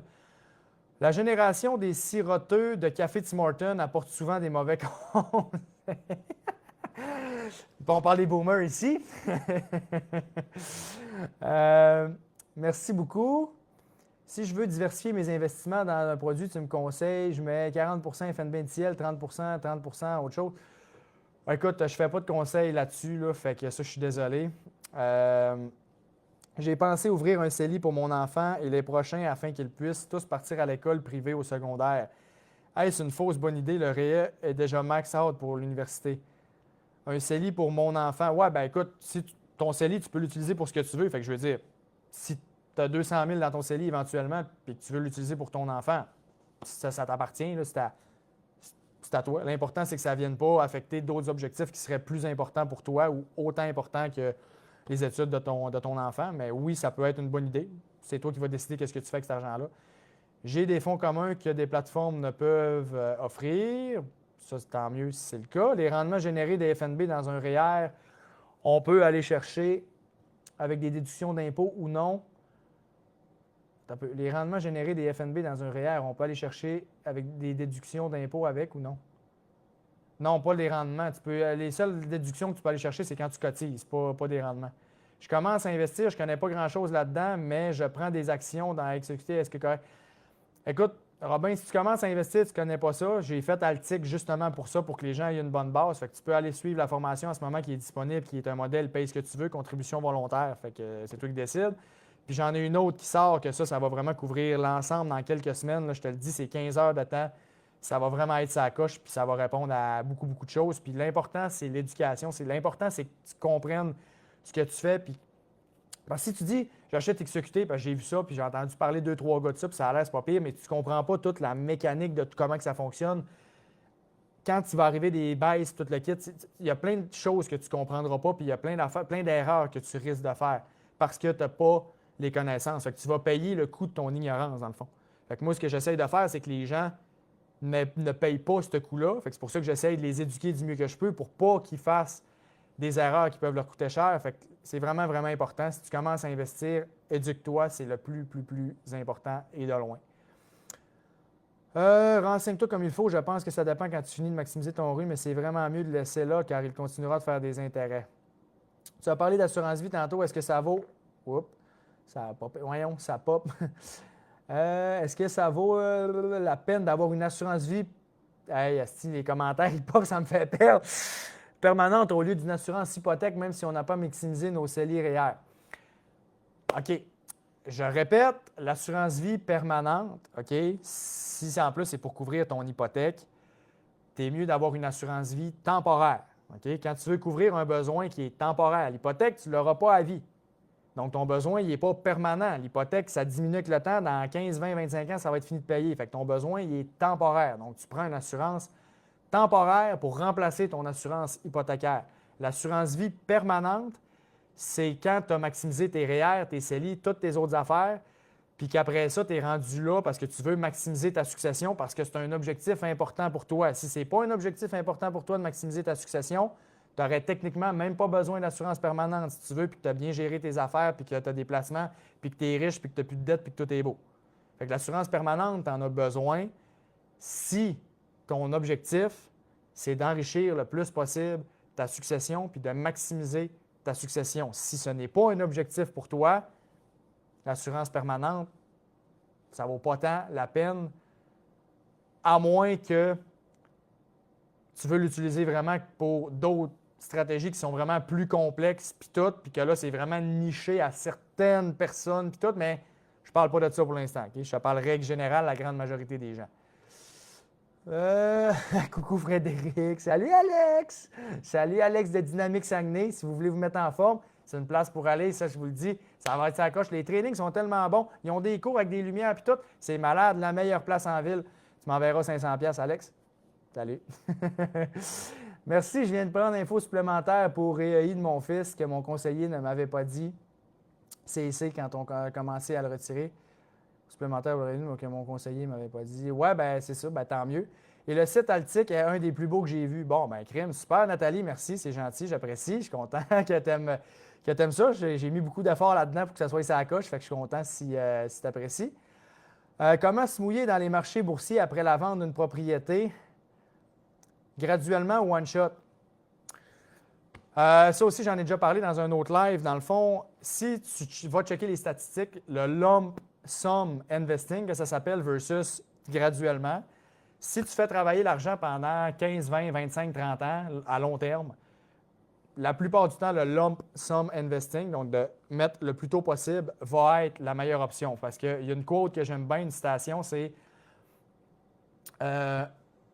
Time in the market beats timing the market. Donc, le plus longtemps que tu es dans le marché, le plus payant que ça va être parce que des fois, si tu y vas graduellement parce que tu penses peut-être que ça va baisser puis que finalement, ça continue de monter, puis là, en bout de ligne, peut-être que ça ne sera pas plus payant. Peut-être que ça va l'être, mais peut-être pas. Fait que quand tu ne te casses pas la tête et tu es juste les yeux fermés, je l'injecte, toc, puis tu le laisses travailler pendant 20 ans, probablement que ça va avoir été la meilleure décision. Par contre, si psychologiquement parlant, tu as vraiment de la misère à faire ça, parce que là, je ne sais pas c'est quel montant, des fois, il y en a que ça peut être 500 000, 1 million, puis là, c'est comme, je suis un petit peu, genre, ça me stresse de dire j'injecte tout one shot. C'est correct. L'important, c'est de respecter ta tolérance au risque puis d'y aller avec de quoi que tu es confortable. Bien, vas-y petit à petit, puis avec des montants que tu considères que tu es bien avec ça. L'important, c'est de ne pas laisser l'argent pendant comme 2-3 ans dans ton compte puis d'attendre tout le temps le meilleur moment puis de jamais passer à l'action. Fait que dis-toi, mettons, exemple, peut-être qu'à chaque mois, j'injecte X montant ou à chaque trimestre, j'injecte un montant. Peu importe c'est quoi les marchés, je l'injecte. Puis là, tu y vas graduellement comme ça, puis tu ne te casses pas la tête. C'est ça, souvent, ça va être une bonne option. As-tu une conférence Altic dans... Colin, les commentaires, ça repop.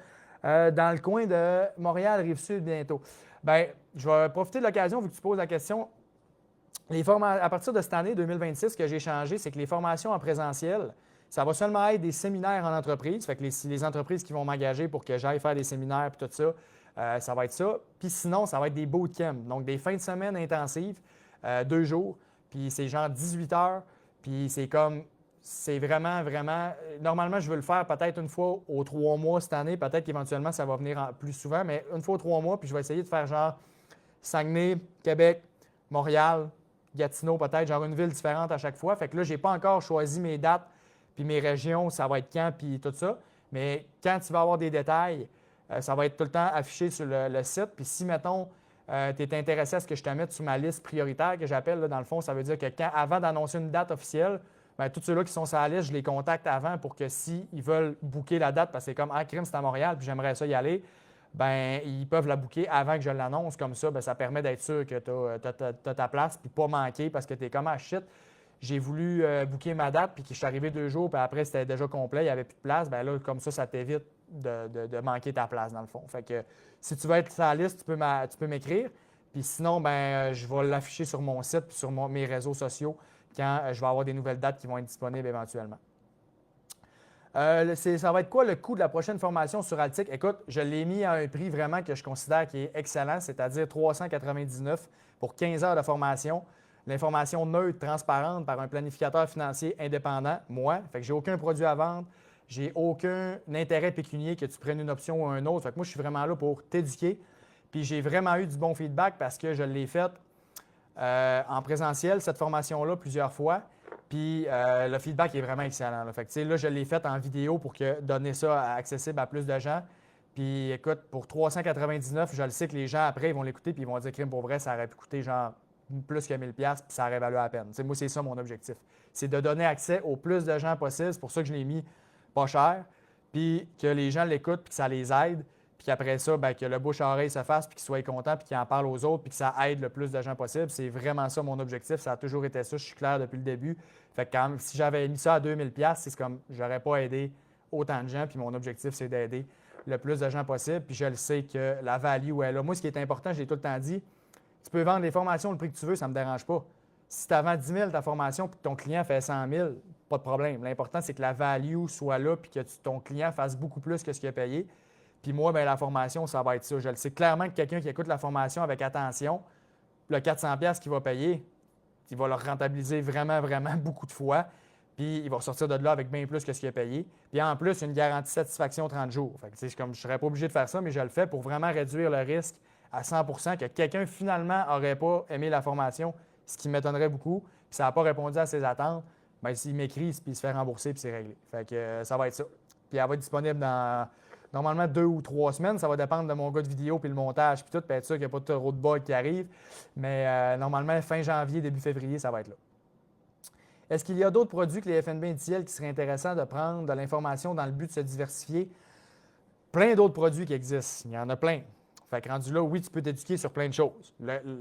Mais après avoir fait toutes tes recherches, la conclusion que tu vas arriver, c'est la suivante, fort probablement. Dans la grande majorité des cas, pour la grande majorité des gens, si tu investis pour 15, 20, 25, 30 ans, que tu es en phase d'accumulation, des portefeuilles de FNB indiciels qui se rééquilibrent tout seul, que tu ne fais rien, tu ne te casses pas la tête, puis tu fais juste laisser ça travailler, ça va te faire des rendements super. Ça va te permettre d'atteindre tes objectifs, puis tu vas avoir fait mieux en termes de rendement que la grande majorité des gens qui investissent de l'argent. C'est aussi simple que ça. Ça va être ça ta conclusion. Même si tu fais des recherches, tu vas arriver à ça. As-tu un livre que tu conseilles pour augmenter nos connaissances?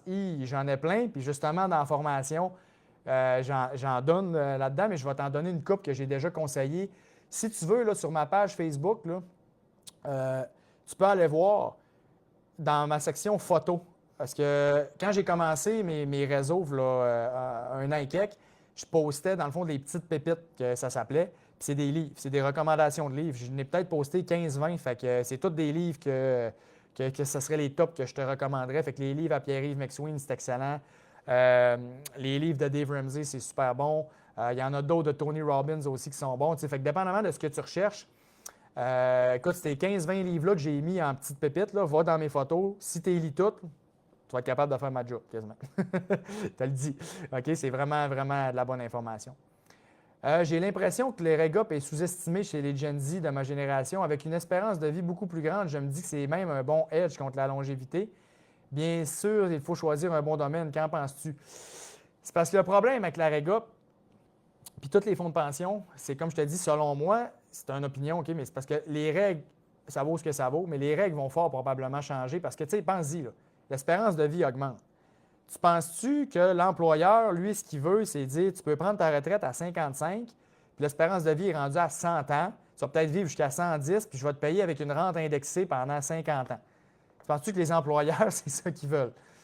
Non, OK? Puis ça ne sera pas rentable. De toute façon, de faire ça, ça va coûter bien trop cher. Fait que ce qui va arriver, c'est que soit que les gens vont falloir qu'ils prennent leur retraite beaucoup plus tard, ou que leur fonds de pension va être beaucoup moins généreux, ou qu'il ne sera pas indexé, ou qu'il va arriver des choses que ça ne sera pas autant que ça. Okay? C'est juste ça. Fait que moi, je suis comme. Je me fierais pas juste là-dessus, puis encore plus avec l'intelligence artificielle qui arrive. Il y a peut-être bien des jobs qui ne seront plus là, là. Fait que c'est bien beau que tu as ton fonds de pension, mais si ta job n'existe plus dans 10 ans, tu n'auras plus ton fonds de pension. Fait que ça, c'est vraiment à faire attention. C'est une fin de semaine que ce sera. J'aimerais beaucoup être sur ta liste pour Québec ou si tu vas dans des places plus petites, genre Montmagny ou Rivière-du-Loup aussi. Parfait. Bien écoute, écris-moi, Nathalie, en privé. Écris-moi, puis je vais t'ajouter sur la liste. Là. C'est juste parce que là, dans les commentaires, des fois, je ne peux pas tout aller le mettre. Fait que quand tu m'écris, c'est sûr qu'après ça, je vais le voir. Fait que je vais tout de suite l'ajouter. Fait que viens m'écrire en privé, puis je vais faire ça.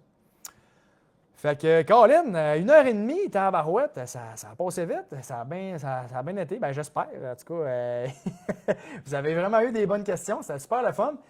Je peux rester encore un petit 4-5 minutes là, s'il y a des gens qui ont des questions. Gênez-vous pas, je vais rester pendant encore quelques minutes. Puis si dans 1 ou 2 minutes, il n'y a personne qui a réécrit, je vais terminer ça. Fait qu'en attendant de voir s'il y a une question qui pop, ben merci à tout le monde d'avoir été là. Super apprécié. C'est tout le temps le fun de faire du contenu. Puis je vous le dis, j'ai ma formation qui sort dans quelques semaines, puis je l'ai vraiment faite avec ça vient du plus profond de mon cœur. J'ai mis le plus de valeur que je pouvais là-dedans. J'ai vraiment fait du mieux que je pouvais pour que ça soit la meilleure formation que tu peux avoir pour avoir vraiment un excellent niveau de connaissance pour gérer pas mal tous les aspects de tes finances. Puis, je te le dis, ça va vraiment, vraiment pouvoir aider beaucoup de gens, puis ça va vraiment pouvoir t'aider. Fait que quand ça va sortir dans quelques semaines, je te conseille fortement d'aller l'écouter. Tu viendras m'en reparler après, puis tu diras, Fred, Colin, tu avais raison, crime, ça valait vraiment la peine. J'ai appris beaucoup, puis il m'a été pas mal plus riche à cause de ça. Ça, c'est beau. Vas-tu faire. Merci pour ce live. Vas-tu faire le podcast investi? Ça serait cool. Ben écoute, ça dépend de si j'ai une invitation. Fait que si j'ai une invitation à m'amener, je suis toujours ouvert à faire des podcasts. Fait que s'il y a des gens qui font des podcasts et qui ont le goût d'avoir des invités, ben faites-moi signe. Je suis toujours partant pour faire des podcasts. C'est tout le temps le fun d'aller jaser et tout ça. T'as gaulé ça en cibole. Merci pour les infos. J'en apprends à chaque fois. Merci Jonathan, j'apprécie. Que penses-tu de XQT? Excellent à long terme, c'est excellent. Merci beaucoup. Merci Fred, t'es hot. Merci Fanny, t'es hot aussi dans les commentaires. Merci, c'est gentil. Que penses-tu de XQT? Je l'ai dit, c'est excellent. À long terme, excellent. Merci beaucoup, très instructif. Merci beaucoup. Où je peux trouver l'info sur les FNB indiciels? Dans ma formation qui va sortir. Sinon, va-t'en sur vanguard.ca puis tu peux commencer tes recherches là-dessus. Il y a tous les aperçus de fonds de chaque produit, puis tu peux commencer à faire tes recherches là-dedans, puis tout ça. Merci, t'es hot. Merci, c'est gentil. Tu nous mets toujours ça facile à comprendre. Je suis content, c'est ça l'objectif. Parce que la complexité, c'est l'ennemi de l'action. Fait que j'essaie de rendre ça le plus simple possible pour que les gens passent à l'action et que ça les motive. Fait que merci. Gros merci. Merci beaucoup, Fred. Toujours instructif. Bonne soirée. Merci, Fred. Merci à vous autres. Merci, gang. Fait que sur ça, ben, je vous souhaite une excellente soirée, puis on se revoit dans 2 semaines pour le prochain live. Fait que je vais l'annoncer une couple de jours avant, comme je fais d'habitude. Puis parlez-en à vos amis.